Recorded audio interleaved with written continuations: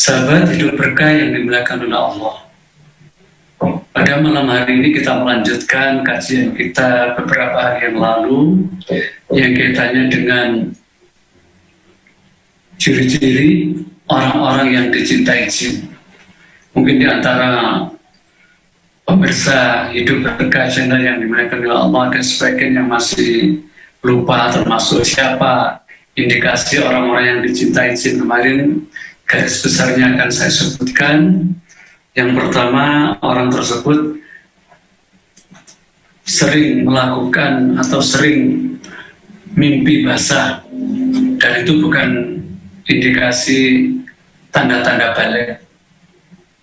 Terus nomor berikutnya, yaitu orang itu pada waktu tidur sering merasa bahwa di sampingnya ada makhluk tertentu, yang berarti bukan suami atau anak atau siapa atau keluarganya.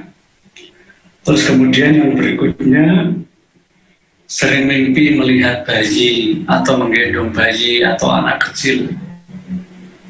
Terus berikutnya kemarin sering mengalami mimpi seperti dilamar atau dinikahkan dengan laki-laki atau wanita tertentu yang tidak dikenal, seperti itu. Terus kemudian indikasi orang yang dicintai jin berikutnya kemarin adalah orang ini mengalami gangguan, dia tidak terhadap lawannya, jadi enggan untuk menikah, jadi tidak ada respect untuk nikah, tidak ada kemauan untuk menikah, padahal secara finansial atau secara umur sudah cukup. Terus kemudian yang berikutnya, orang ini di dalam pernikahan sering mengalami hal-hal yang tidak mencapai keharmonisan. Jadi dalam rumah tangga cenderung sering mengadakan konfrontasi dengan pasangannya. Jadi tidak harmonis. Jadi sangat-sangat tidak harmonis. Yang berikutnya juga kaitannya dengan tidak harmonisan itu bisa berarti juga maaf kalau diajak untuk melakukan hubungan suami istri mengalami berat dengan berbagai alasan yang tidak semestinya, alasan yang sangat-sangat diadakan, jadi alasan yang diada-adakan begitu. Kemudian juga sering melakukan dosa-dosa yang kaitannya dengan onani dan masturbasi. Kemudian cenderung dia sering pada waktu berada di tempat itu sering menyendiri. Jadi sering menyendiri juga. Kadang-kadang orang ini sulit untuk memiliki keturunan, padahal secara kesehatan dia baik dan sehat seperti itu.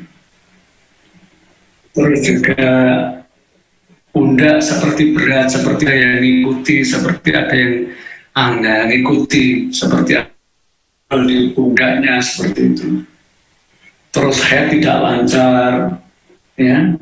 Kemudian sering merasakan di ujung-ujung jari jemari itu sering merasakan kedinginan, ya. Terus cenderung orang ini juga sering di tempat-tempat yang kotor. Jadi senang di tempat-tempat yang kotor ini adalah sebagian indikasi orang-orang yang dicintai jin. Nah, kemudian supaya kita ingat siapa yang orang yang dicintai jin itu, dan kemudian kiatnya bagaimana supaya kita bisa terjauhi, kita bisa menghindarkan dari jin-jin yang mencintai kita. Sahabat hidup berkah channel yang dimuliakan oleh Allah, sebelum kita mendapatkan kiat-kiat, lebih baiknya kita juga harus tahu kenapa orang itu kok dicintai jin, kenapa jin kok demen sama kita. Nah, ini biar supaya orang tahu sebab-sebabnya. Yang pertama sebabnya karena orang ini ada indikasi jin-jin nasab. Jadi seseorang ini dari bapak atau ibunya ke atas ada jin nasab, entah bapaknya atau mbahnya atau buyutnya dulu berlaku ritual, terus punya pusaka-pusaka dan sebagainya.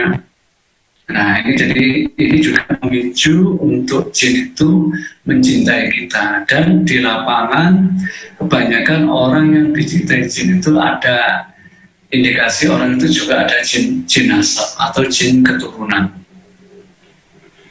Terus kemudian yang nomor 2,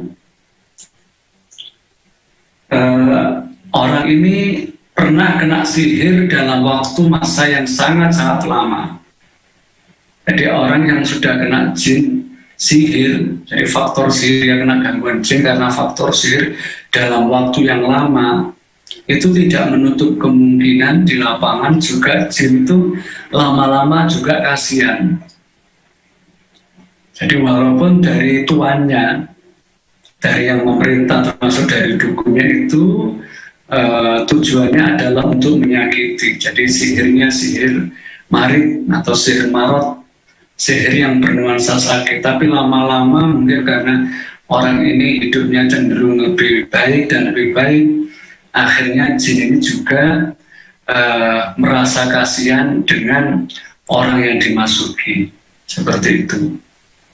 Jadi ada indikasi yang kedua, orang ini kena sihir dalam waktu yang sudah lama.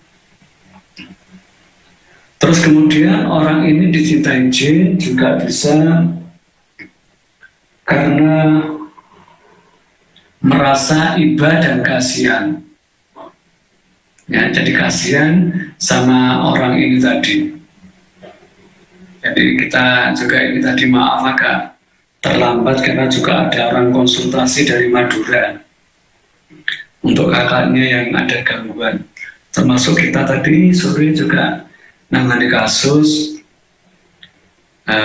seorang bapak-bapak muda yang juga cintai jin karena ada indikasi dia juga ada dicintai jin. Kenapa? Karena kasihan. Karena orang ini di dalam kehidupan sering dibully, sering dikucilkan, sering disudut-sudutkan. Terus maaf kalau tema yang saya tangani tadi sama istrinya dizalimi. Jadi dalam kehidupan sering dizalimi. Ini juga mengundang jin untuk memintai. Seperti itu. Terus juga jin kenapa mencintai seorang? Bisa juga karena dia melakukan ritual-ritual keanuragan. Jadi ritual-ritual keanuragan di tempat-tempat tertentu atau dengan mantra-mantra tertentu sehingga orang ini dicintai jin. Seperti itu.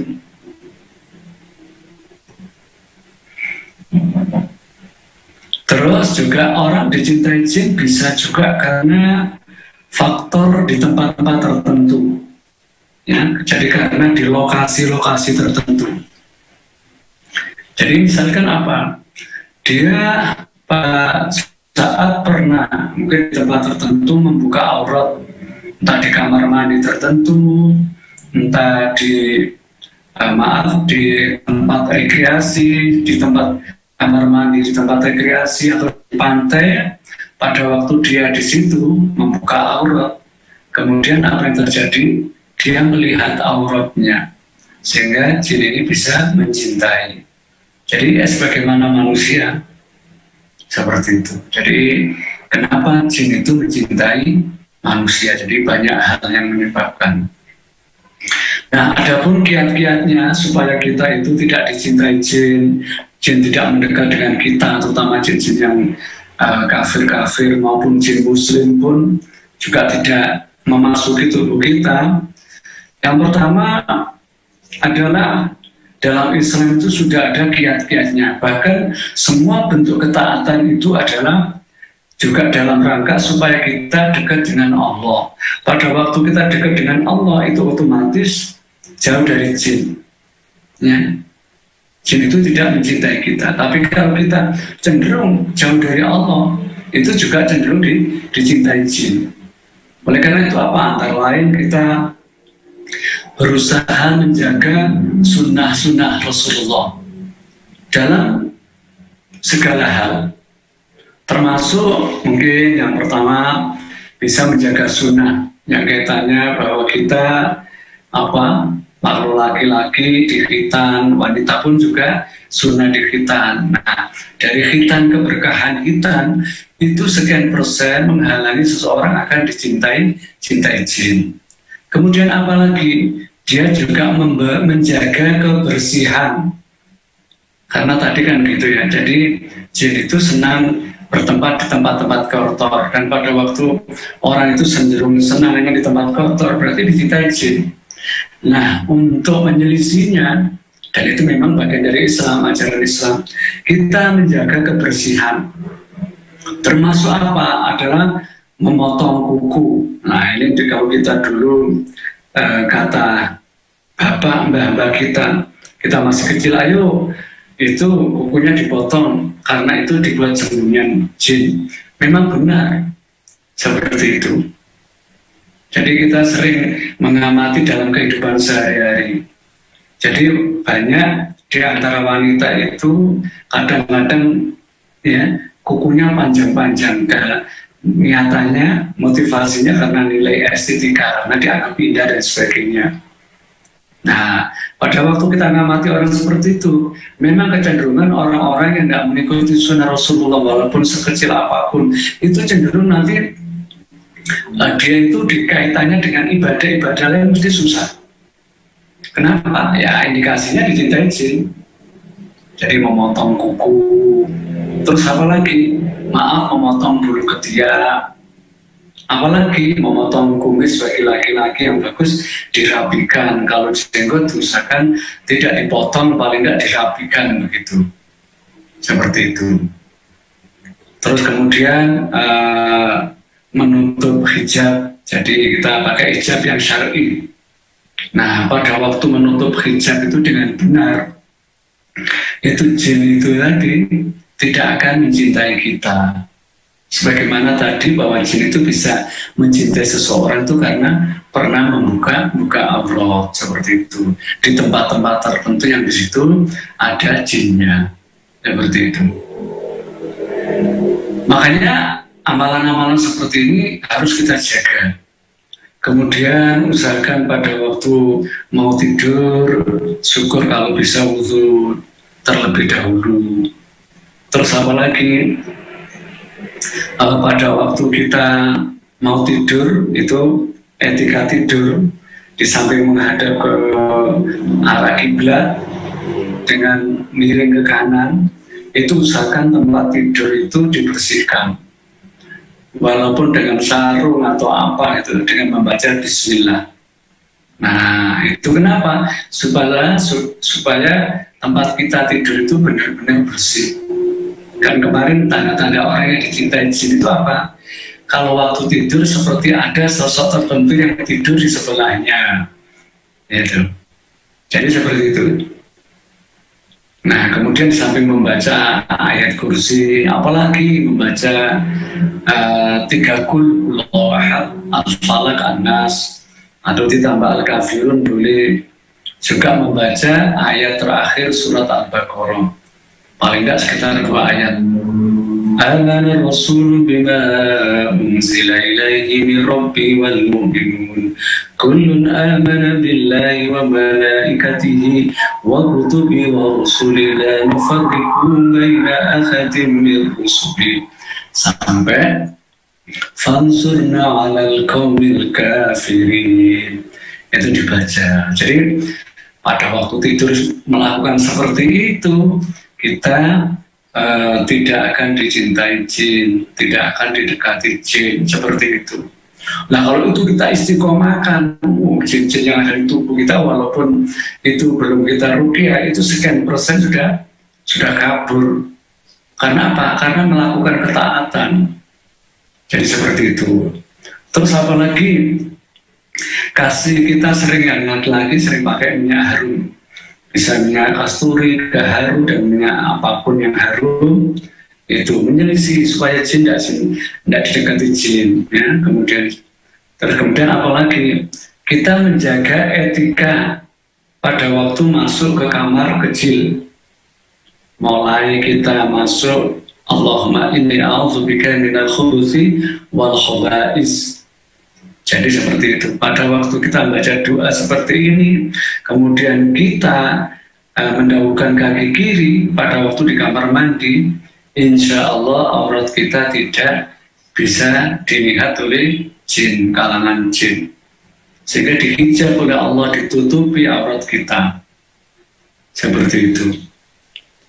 Nah, kemudian apalagi pada waktu keluar dari kamar kecil juga seperti itu. Kita keluar dengan kaki kanan dengan mengucapkan ghufranaka atau alhamdulillahilladzi azhaba anil adha wa afani. Jadi seperti itu.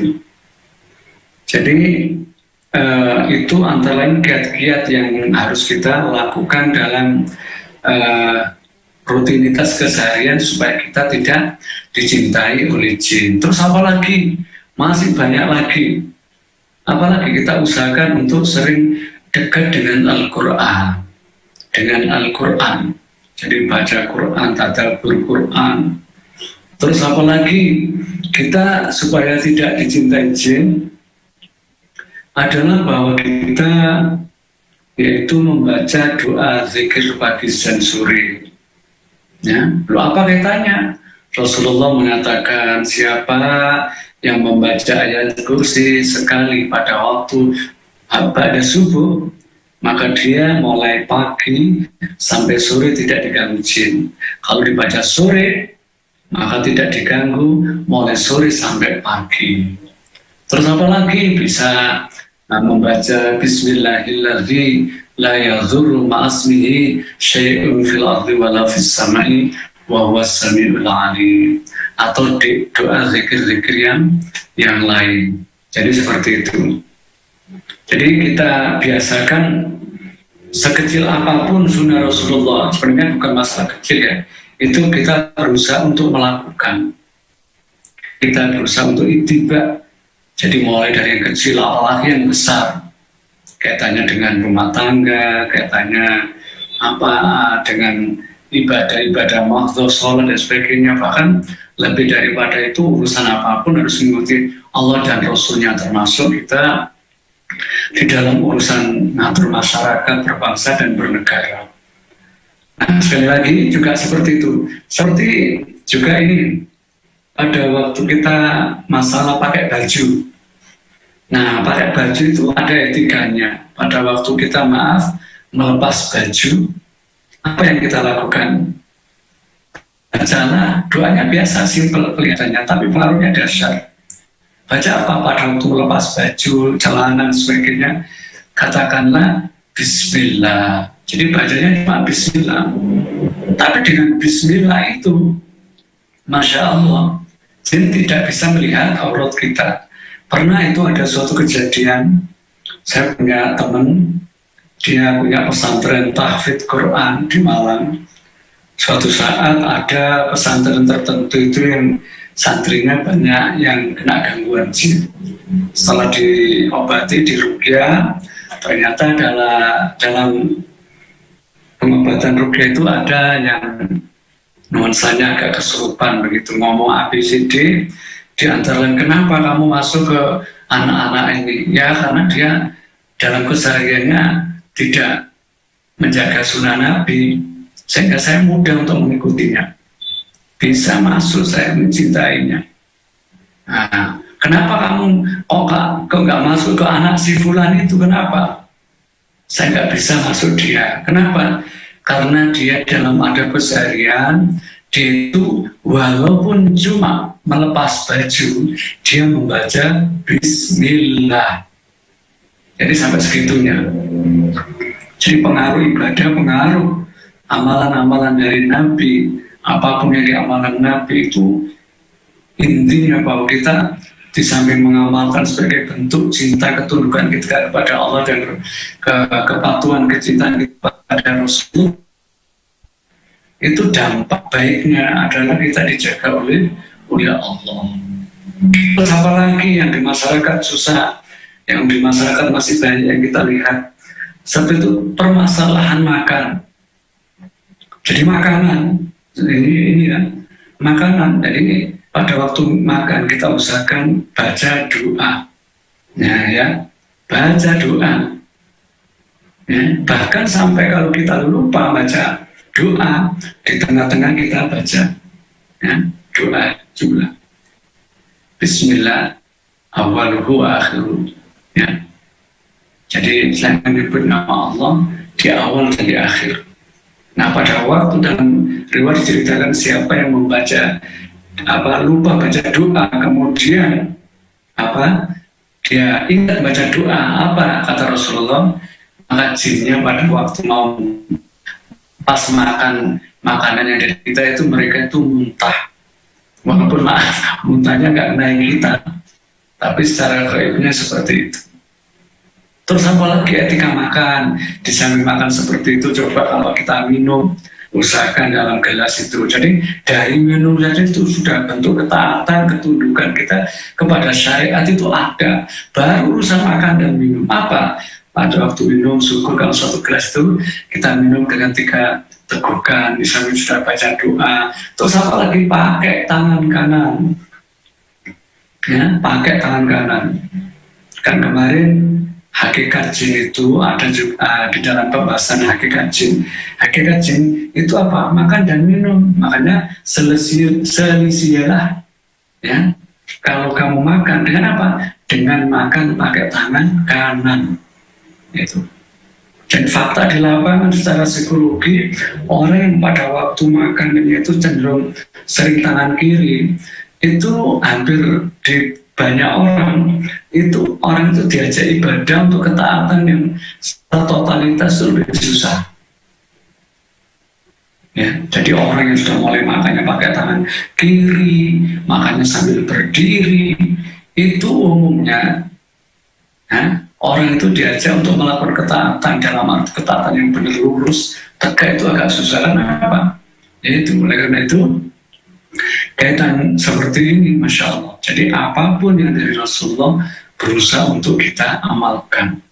Ya, mulai dari ibadah yaumiyah, ibadah keseharian, termasuk sholat sunnah, murotat, baca Quran, itu Masya Allah. Nah, pada waktu kita seperti ini, kita rutinitaskan, itu Masya Allah, jin-jin yang dari tubuh kita itu akan banyak keluar, bahkan tidak terasa. Ya, sudah sekian persen, itu ada yang keluar secara otomatis.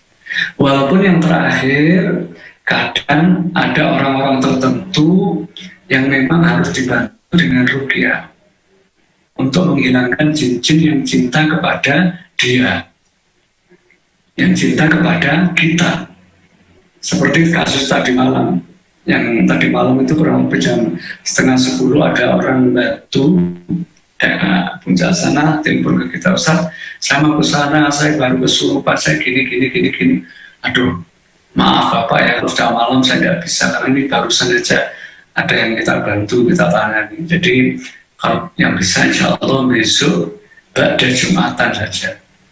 Alhamdulillah di sini tadi datang, nah kita lihat memang ternyata dia banyak peluang-peluang untuk dicintai setan, dicintai jin. Kenapa?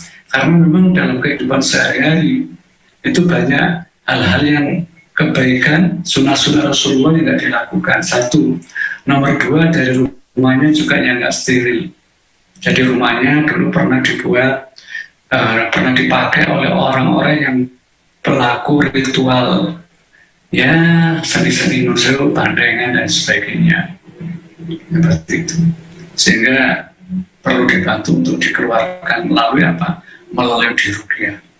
Jadi tetap ya, kalau memang susah dengan ibadah yang ada itu masih kurang maksimal, harus digelontor dengan dengan ruqyah, entah ruqyah mandiri atau ruqyah kepada orang yang ahlinya, seperti itu. Dari Pantura, ya, pantai utara, datang ke sini, orang itu punya ilmu, kekebalan dan sebagainya. Bahkan dipukul, diapakan, dimasak, dia memang mengeluarkan darah, bahkan agak juga dijahit. Tetapi untuk ukuran manusia seharusnya dia itu sudah hancur-hancuran. tapi besoknya sudah sembuh. Nah, kemudian kita tanya pada waktu kesini, ya Bapak itu alhamdulillah dapat hidayah, mudah-mudahan dapat hidayah untuk selama-lamanya. Dia melakukan hal-hal yang kurang bagus ya di masyarakat. Nah, kemudian alhamdulillah orang tersebut kita aja akhirnya dia kepingin tobat, kepingin ibadah seperti dulu, ibadah yang baik. Terus dia punya amalan seperti itu. Akhirnya dia membantunya jin itu mencintai sehingga pada waktu dipukul itu mereka tidak merasa sakit. Besok itu sudah kembali normal lagi. Ya. Terus saya tanya, Pak, Bapak dulu pernah nggak diijazai siapa begitu untuk supaya gini? Oh iya, pernah Pak Ustaz. Apa? Saya diminta membaca zikir yang bunyinya adalah Ya Qawiyu, Ya Qawiyu, Ya Qawiyu. Artinya, wahai Allah Zat yang maha kuat. Nah, Asmaul Husna itu sangat-sangat bagus dan kita memang dianjurkan untuk tawasul bil asma. Artinya berdoa kepada Allah dengan asma-asma Allah. Walillahil asmaul husna fada'uhu biha. Dan Allah itu memiliki nama-nama yang bagus, yang indah. Dan tidaklah kamu berwasilah dengan nama-nama Allah. Misalkan kita berdoa, Ya Rahman, Ya Rahim. Wahai Allah yang pengasih dan penyayang, irhamna, sayangi aku ya Allah, rahmati aku ya Allah. Itu boleh, bagus. Misalkan membaca asma Allah, Ya Allah ya Latif, Ya Latif, wahai Allah yang maha lembut, Allah yang. Nah, maka jadikanlah kami akhlak yang lembut. Ya, itu boleh. Nah, cuma pada waktu dia itu membaca Asmaul Husna dengan jumlah tertentu, dengan apalagi dengan niatan tertentu yang kurang pas. Nah, akhirnya jinnya yang masuk. Itu jinnya yang masuk. Itu jadi seperti itu. Terus ada lagi di lapangan, kapan hari itu ada kita bantu seorang akhwat. Dia ibadahnya Masya Allah bagus, dia pakai cadar, dia pakai jilbab besar. Terus ya teman ini rajin ngaji, suaminya juga bagus. Tiba-tiba seorang akhwat ini matanya itu bisa melihat, gampang bisa melihat apa sesuatu yang orang lain nggak bisa melihat. Tapi dia nggak enak, sering merasakan ketakutan, nggak nyaman. Ya, yang dulunya nggak bisa lihat seperti hantu dan sebagainya, sosok-sosok tertentu, nggak bisa. Kenapa? Akhir-akhir ini kenapa saya bisa? Ternyata setelah kita diagnosis, dia tidak ada jenazah. Cuma dia pernah beli buku di pinggir jalan. Kemudian dari buku dia itu baca khasiat Asmaul Husna. Nah, pada waktu itu dia ngambil salah satu Asmaul Husna, ya, yang di situ dibaca apa? Saya membaca apa, Mbak? Saya membaca ya batin, ya batin, ya batin, ya batin, ya batin, ya. Berapa? 1000 kali. Nah, semenjak itu dia. Nah, kemudian kenapa dengan zikir-zikir seperti itu kok jin malah masuk? Apa salahnya? Karena di situ menyelisih Rasulullah SAW. Jadi yang bagus Asmaul Husna itu dibaca kapan? Suka-suka. Aduh, saya senang Bapak membaca ya Latif, ya suka-suka. Terus membaca apalagi? Misalkan ya Rahman, ya Rahim, suka-suka. Atau saya senang memang zikir sebanyak-banyaknya, tidak apa-apa. Tapi tidak harus jam tertentu atau waktu tertentu di tempat tertentu. Nah, pada waktu disyarat-syaratkan seperti itu, di situ cenderung jinnya itu masuk karena di situ ada nuansa menyelisih Rasulullah seperti itu. Bahkan kita pernah di lapangan ada anak tertentu masuk kena gangguan gara-gara baca ayat kursi berapa? 165 kali setiap hari. Sama dikasih siapa? Dikasih ijazah dari orang tertentu, dari guru tertentu. Nah, akhirnya malah dia ngefek ke psikologinya apa? Jadi pemarah, pemberani yang super. Supernya apa? Dia sampai tidur di apa itu kalau bahasa Malang itu di barongan bambu. Ya di di semak-semak bambu itu tidak takut. Tidur di gor berantas batu itu tidak takut. Kan secara fitrah kalau orang tidur di tempat yang sepi, nggak ada teman, itu kan fitrahnya manusia mesti ada rasa nggak nyaman, takut, itu tidak ada. Nah, jadi kenapa dia bisa masuk? Di situ ada nuansa menyelisih Rasulullah.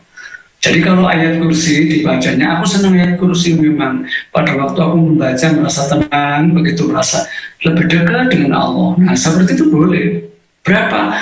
Ya nggak saya hitung, saya senang. Nah, itu tidak apa-apa. Ya ayyuhalladzina amanu dzkurullaha dzikran katsira wasabbihu bukratan wa asila. Wahai orang yang beriman, adalah kalian berzikir dengan sebanyak-banyaknya. Kapan? Pagi dan sore. Atau dalam ayat yang lain itu alladzina yadhkurunallaha qiyaman wa qu'udan. Kapan kita itu ingat kepada Allah zikir itu? Ya, kapan? Yaitu qiyaman wa qu'udan wa 'ala junubihim. Jadi pada waktu berdiri, duduk, berbaring, ya itu zikir. Ya, dari kapan? Fikul zaman wa fikul makan, setiap saat dan setiap tempat, kecuali di tempat yang tidak diperkenankan menurut syariah. Jadi seperti itu akhirnya Rasul. Jadi banyak di lapangan itu nun sewu maaf yang zikirnya aneh-aneh gitu, yang nggak contohkan Nabi, malah justru jadi seperti itu. Aktivitas kita ada tuntunannya, termasuk kita bagaimana menyikapi mitos-mitos yang seperti itu. Jadi kalau kita ke pantai selatan dilarang menggunakan pakaian yang bernuansa hijau, ya seperti itu. Karena apa? Dianggap nanti tasabuh dengan Nyi Roro Kidul atau Nyi Ratu Kidul. Jadi seperti itu. Jadi kalau kita sebagai Muslim ya itu tidak usah. Yang bagus bagaimana? Sudah kemana saja, jangan lupa berdoa mulai berangkat dari rumah. Bismillahirrahmanirrahim. Apa kata Rasulullah pada waktu hamba itu keluar dari rumah membaca doa Bismillahirrahmanirrahim? Kata Rasulullah, man kharuja min baitihi, siapa yang keluar dari rumahnya, tsumma yaqul, kemudian berdoa Bismillahirrahmanirrahim. Kata Allah dalam hadis itu, Hudita, kamu akan aku beri petunjuk, tidak tersesat di jalan. Kofita, kamu akan aku cukupi. Apalagi Mokita, kamu akan aku jaga. Jadi dengan nuansa-nuansa yang kita dilarang menggunakan pakaian hijau, menurut saya tidak usah dituruti. Jadi biasa saja. Kalau saya misalkan malah kita selisih, di situ dilarang hijau, saya malah pakai hijau. Kenapa kita takut dengan bangsa jin? Nah, pada prinsipnya hakikat jin kemarin kita bahas. Jin itu akan takut sekali kepada manusia, takutnya itu bukan main. Tetapi sebaliknya kalau manusia itu sudah takut sama jin, jinnya jadi berani. Itu kemarin kan ada bab hakikat jin. Jadi hakikat jin itu kalau kita itu berani, dia takut. Kalau kita takut, dia berani. Jadi seperti itu. Jadi kita seperti itu. Walaupun memang mitos itu di lapangan ada. Artinya ada bahwa kalau kita itu mengetahui di masyarakat, itu ya bahwa jin, Roro Kidul dan sebagainya dan anak buahnya, terutama Nyi Ratunya, itu memang biasanya pakai pakaian hijau. Itu bahkan kita pernah, ini ada akhirnya Rosid ya, ini pengalaman kita belum lama, sekitar 3 bulan lebih sekitar sebelum corona itu ada orang tertentu yang sharing sama kita, juga minta dibantu ruqyah. Dia itu di masyarakat sebagai tokoh, bahkan suatu saat dia itu sering didatangi para dukun paranormal, bahkan kiai-kiai tertentu, maaf, yang dalam tanda petik kiai yang nggak syar'i. Jadi yang seharusnya kiai itu dakwah dan sebagainya, malah ini cuma ngurusi apa? Ngurusi narik benda-benda dari tanah yang ada emasnya, yang ada ininya, tapi dalam rangka apa? Nyari emas yang dimiliki oleh bangsa jin. Nah ini kemudian cerita Mas ini tadi walaupun di masyarakat jadi terkenal, bahkan dia seorang guru, tapi akhirnya orang ini tidak nyaman dalam dunia, gampang marah, sedih, sakit-sakitan.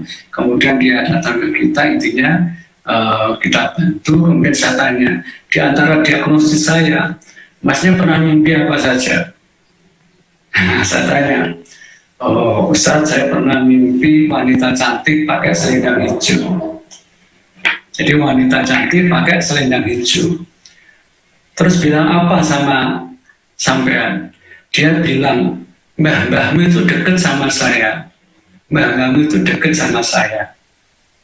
Nah, terus saya tanya, maaf Mas, Masnya kalau di mata dilihat ada indigo gini-gini, iya Ustaz. Ya saya tanya, ini pasti ada jenazah ini. Maaf Masnya dari mana aslinya? Saya dari Jawa Tengah. Nah kemudian dari bapak atau ibu ada cerita gini, ada Ustaz, mbah saya itu termasuk orang yang buka tanah Jawa Tengah. Saya nggak nyebut nama karena nggak enak, ya. Jadi namanya ya Ki Ageng titik-titik begitu saja. Ya, Ki Ageng titik-titik, nanti nggak enak. Nah, gitu. Nah pada waktu kita rukyah, alhamdulillah. Ya, yang dari cincin asal kita panggil lah, yang ini yang dari leluhurnya. Kalau selama ini seperti bantu dan sebagainya, terima kasih. Tapi alasan apapun, mulai saat ini semua akad fungsinya dibatalkan, semua akad fungsinya diputuskan. Cukuplah Mas Fulan ini hanya dijaga Allah, diri Allah. Semuanya dibatalkan. Alhamdulillah. Terus kemudian termasuk, sekarang gilirannya ini siapa yang muncul dalam mimpi? Yang pada waktu mimpi ini wanita ini yang pakai selendang putih hijau ini, akhirnya ketahuan juga, alhamdulillah. Jadi seperti itu. Jadi itu memang bukan sekedar mitos ada, tapi kita sebagai muslim diajarkan dalam Islam, kalau ke tempat tertentu kita diajari oleh Rasulullah berdoa, a'udzu bikalimatillahi tammati min syarri ma khalaq. Apa kata Rasulullah? Barang siapa yang membaca doa itu, maka dia akan dijaga oleh Allah sampai dia pindah dari tempat yang lain. Itu ya, jadi termasuk itu. Jadi Islam itu lengkap, ya seperti itu. Tapi kita juga tidak boleh mentang-mentang kita sombong. Artinya ini di kasus di masyarakat itu ada dengan dalil, wah aku sudah bagus, aku sudah soleh, aku sudah gini-gini. Terus kemudian kakinya, tangannya tidak bisa jaga, terus dia di pantai kadang melempar-lempar, atau di tempat tertentu melempar-lempar. Nah ini juga sama. Ini namanya sombong, tidak boleh. Ada yang coba-coba seperti itu, akhirnya kena juga dia. Ya, kan kita tidak tahu kan ketakwaan kita itu sejauh apa di hadapan Allah. Tapi perkara kita harus yakin yang bertolak Allah is okay, harus. Tetapi kalau kita sombong kepada siapapun, bahkan termasuk kepada bangsa jin juga tidak boleh. Seperti itu. Kemarin insya Allah ada 12 macam sihir. Ada sihir mahabbah, yaitu pelet, lintrik dan sebagainya. Terus ada sihir tafrik, sihir pemisah suami istri. Ada sihir namanya marid atau marot, yaitu sihir yang bernuansa sakit. Jadi indikasi contoh-contoh apa tanda-tanda sihir. Tanda-tanda sihir itu, satu, kalau orang itu sakit secara sakit, kemudian sakitnya setelah dibawa ke dokter, katanya dokter tidak ada apa-apa, tapi fakta di lapangan dia mengalami sakit. Ini cenderung sakitnya adalah nuansanya mungkin ada unsur sihir, ya unsur sihir. Kalau tidak sihir mungkin juga bisa air. Terus apalagi pada waktu orang itu sakit, mengalami sakit, dibarengi disertai dengan mimpi-mimpi yang menunjukkan gejala-gejala unsur sihir. Contoh apa mimpi unsur-unsur sihir? Antara lain sering mimpi tema orang yang sudah mati, tema-tema kuburan. Nah ini kalau orang mati atau kuburan, indikasi orang itu ada unsur sihir, entah di rumahnya atau di tempat usahanya, seperti itu. Jadi ini indikasi sihir-sihir. Nah terus misalkan ini garis besar, misalkan tanda-tanda sihir, contoh kalau sihirnya si suami tidak salah, contoh tiba-tiba dia minta cerai terus, ya. Terus lihat suami itu nggak nyaman, terus berubahnya cepat sekali. Nah ini indikasi sihir. Atau karena indikasi sihir, biasanya misalnya dia ada seorang wanita, ada dekat sama katakanlah sama fulan. Pada waktu di fulan kamu jangan hubungan sama si fulan. Nah sama wanita ini biasanya dibela mati-matian, loh si fulan itu baik, gini, wah habis-habisan belanya, itu indikasi kena sihir mahabbah atau pelet. Nah kemudian tadi juga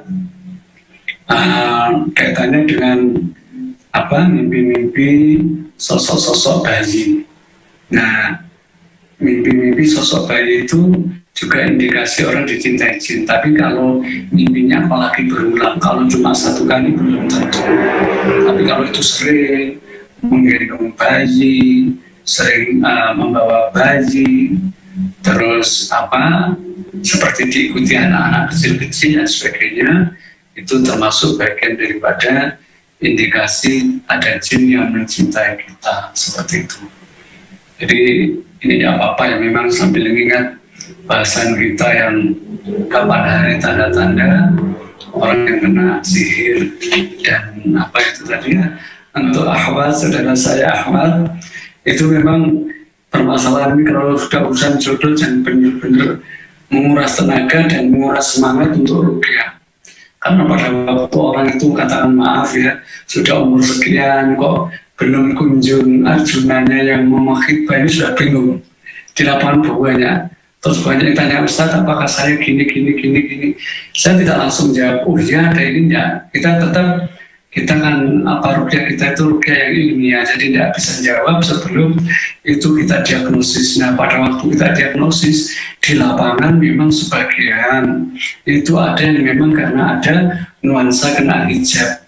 Hijab itu bisa ada jin yang mencintai dia, jadi dibikin orang itu susah nikah, itu ada. Atau kalau tidak dicintai jin karena ada sihir yang kaitannya supaya tidak laku dan sebagainya. Kita pernah nangani ada seorang yang dari Trenggalek dulu, itu karena dia itu di malam sukses, kemudian ada saudaranya yang kurang nyaman, kemudian disihir. Nah pada waktu kita tangani ternyata subhanallah yang muncul nenek-nenek yang intinya, kenapa nenek masuk ini? Ya saya disuruh. Apa fungsinya nenek di sini? Ya pada waktu ada orang dekati dia, saya muncul sehingga kelihatan tua, nggak menyenangkan dan sebagainya. Dan itu di lapangan ada. Tapi saya tidak mengatakan semua yang gagal khidbah itu karena seperti itu. Bisa juga karena faktor-faktor yang lain. Nah, tapi itu tidak ada jalannya kalau kita juga ruqyah. Pada waktu ruqyah itu nanti kan didiagnosis, ditaskis, oh apa benar ada ininya. Memang di lapangan kadang-kadang ada seperti itu. Nah, jadi kita tidak mengatakan semuanya gitu, atau tidak mengatakan semuanya nggak ada pengaruh jin, itu pun juga tidak. Jadi di lapangan memang ada yang karena faktor kena sihir, atau karena ada jin nasab, atau karena faktor-faktor yang hitam putih. Artinya hitam putih karena dia mungkin ya secara orangnya jahat dan sebagainya.